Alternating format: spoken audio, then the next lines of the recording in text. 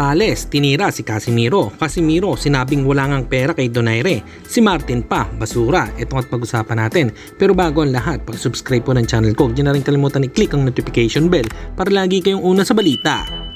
Nalaban ang aasahan, balita sa mga pambato na isasalang, pasabog na video, lahat yan nandito. Minyo Cruz TV ang iyong paborito. Pag-usapan nga po natin mga kabaksing, ayon naman sa banat ni Marlon Tapales kay Cuadro Alas na kapag iba daw ang nagyabang, okay lang. Kapag sila daw ang nagyabang, bawal na. Tila si Casimiro talaga ang tinutumbok niya dito. Isa sa patunay dahil sinagot niya ang komento ng isang boxing fans na ang sinabi ay Marlon Tapales, si Cuadro Alas kasi Lods, madami nang napatunayan eh. Ikaw kasi last laban mo split decision kaya wag na lang magsalita, training agad para sure na nakahanda sa laban. Sagot nga dito ni Marlon Tapales. Tapos ang last laban ni Cuadro Alas, ano nangyari? At may emoji pa na nakatawa.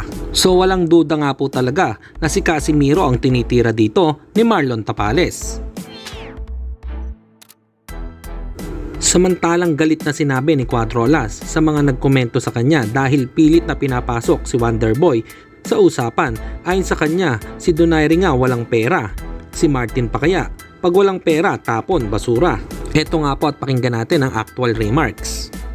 Martin, abat ka, wala nga pera ka Donaire, Martin pa ba? Ano ba kayo? Mag-isip kayo, mag-isip kayo.